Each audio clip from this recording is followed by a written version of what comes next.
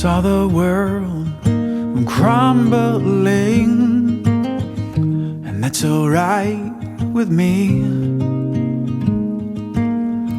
'cause as it burned, it was you and me, and that's alright with me. 'Cause in the eye of this hurricane, at the gates of eternity, I know if it's you and me, that's alright with me.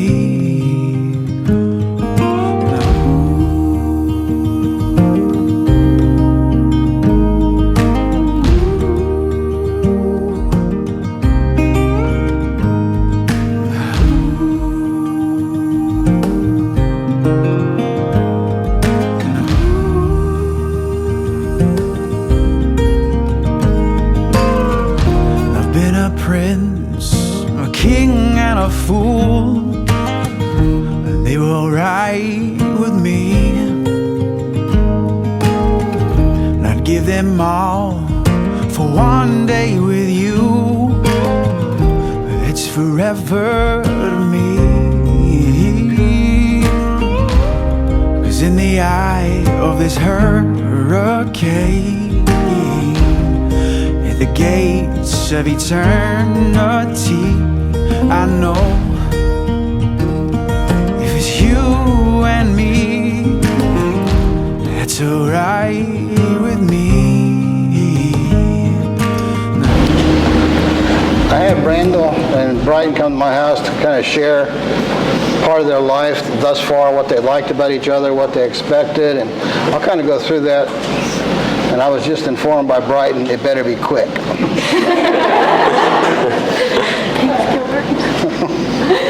Well, I know you both came from a loving family, caring parents that love you, care for you, and will be with you in the walk through your marriage, no matter what. I had a good friend that was a preacher, and I know you didn't know him, but he died of cancer. But one of his analogies was life, marriage, sickness, health, tragedy is kind of like a rope. When you get to a point where you're struggling, hang on to that rope tight and tie a big knot and don't let go. And you'll come to that point, but it'll be all good. Randall, you always show me to be a sincere, kind, big-hearted person. Ever since I've met you, I've known that you are a good fellow. And Brighton, you're getting a good man, as well as Randall, you're getting a good lady. I'm going to skip around and make it short. I asked Randall what first attracted him to Brighton. He said they met at a social. He never did elaborate on that, but he said he looked across the room and he seen this young girl that filled the room with aura and this big radiant smile, and that attracted him to her. And I asked Brighton, I said, what attracted you to Randall? He said, after getting to know him, I know he's a loving, caring, good man. And I've known that since I've met you. And you follow through with everything. You put your whole heart in no matter what you do. And I know you will to marriage, and I know you will too, Brighton.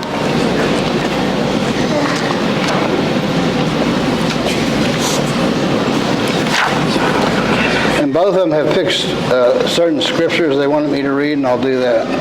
In 1 Corinthians 13:4 and 5, love is patient, love is kind, it does not envy, it does not boast, it is not proud, it does not dishonor, it is not self-seeking, it is not easily angered, it keeps no records of wrong. And in Romans 9 through 13, love must be sincere, hate what is evil, cling to what is good, be devoted to one another in brotherly love, honor one another above yourselves, never be lacking in zeal, but keep your spiritual fervor serving the Lord. Be joyful in hope, patient, affiliation, faithful in prayer. Share with God's people who you are indeed. Practice hospitality. These practices and passages, if you stick to them and practice them, you'll have a long, healthy marriage together. I'm not going to say there's not going to be bumps along the way. I've been married 53 years, and sometimes it can be a struggle, but it's all worth it. Just hang in there. Like I said, tie a big knot and hold on. In Genesis, we read God created the beautiful world that we live in. When God created man and woman. As God says in Genesis 2:18, after he created man, it was not good for man to be alone. I will make him a helper suitable for him. So God created woman out of a part of the man. And man never rested since. No, just kidding. And established the intimacy between them. In 2:24, God instituted the marriage contract between husband and wife, saying the man should leave his mother and father and be united to his wife. And then they become one flesh. With this covenant between husband and wife and God was formed. I'm hurrying. In Ephesians 5, God talks about his children, and especially he called a husband and wife to be in their marriage. Love, devotion, and respect encompasses direction. God instructs a man to leave his mother and father and be reunited to his wife. With this action, a new home is established with a new family. Until he has established the great and paramount to any other relationship. You will be reunited, not 50-50 partnership, but 100%.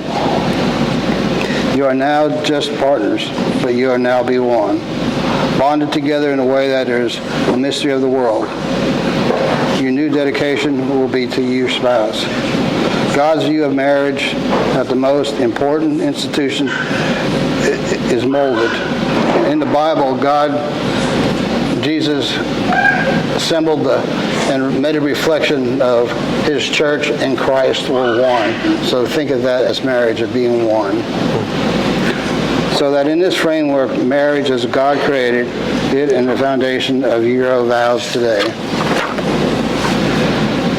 Randall, I'm going to ask you some questions. Randall, do you take Brighton to be your wedded companion? I do. Do you, not yet, not yet.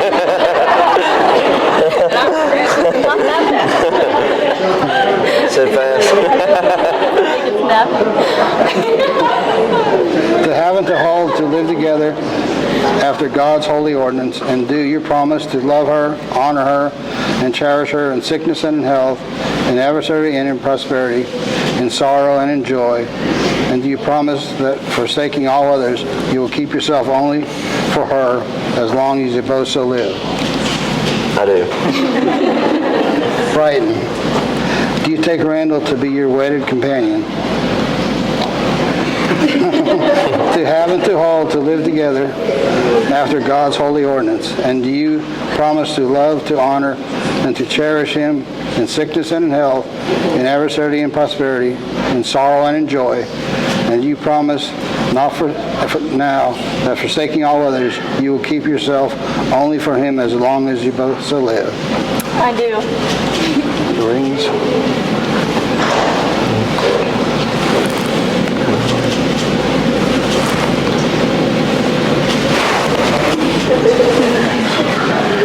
Okay, Randall, repeat after me. With this ring, I thee wed. With this ring, I thee wed. And pledge my worldly goods. And pledge my worldly goods. And my constant and abiding love. And my constant and abiding love. For you and you alone. And for you and you alone. As we both shall live. And we both shall live.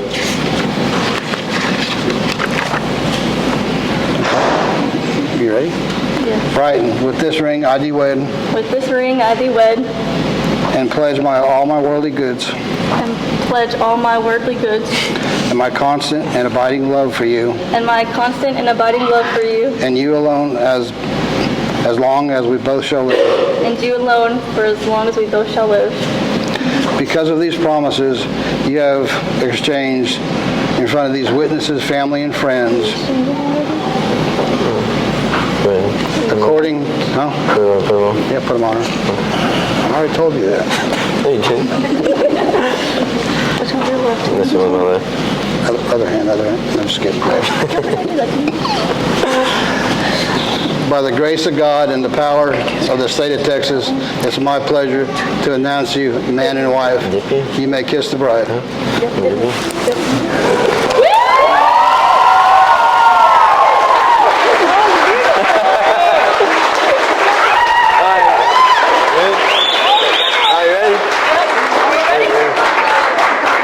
You're putting your other hand. Okay, ready? Here we go. All right, you ready? Yep.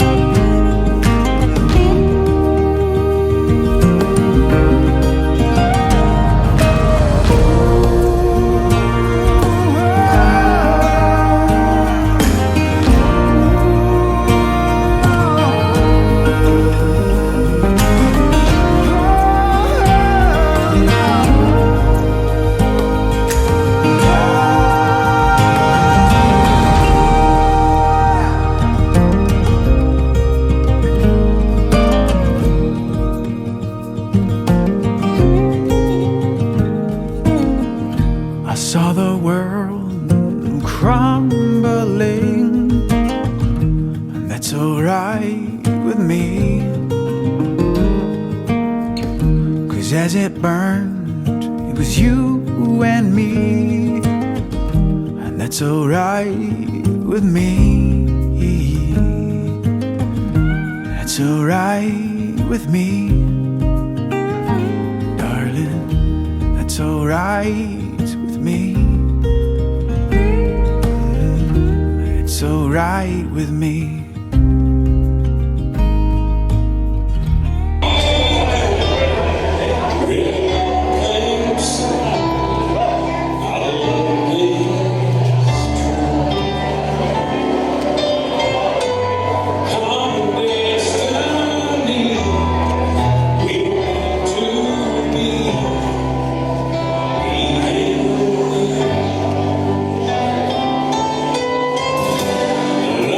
Like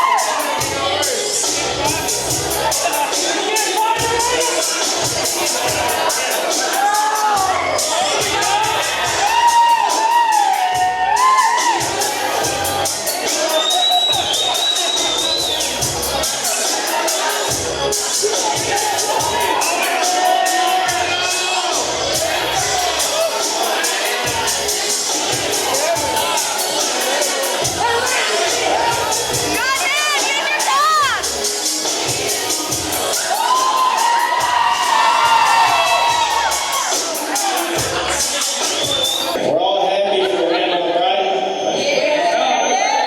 They're a great couple. And I always wondered who was going to get married first between all of us.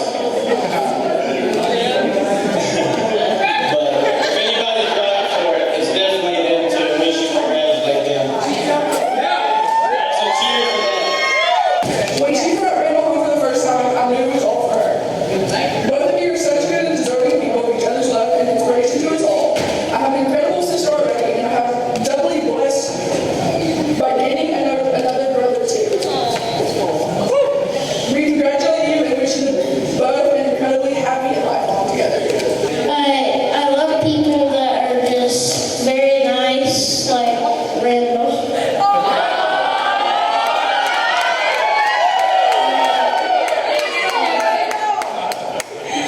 I just wanted to say that if anybody says that you're weird or like you're crazy, just be you.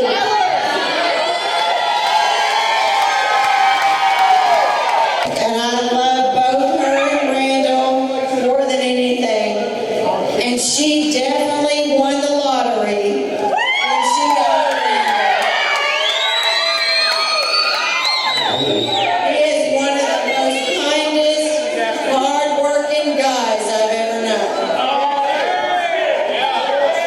And I know that they're going to go far in life. And I wish y'all the most happiest. I'm thankful today we gained a daughter that loves my son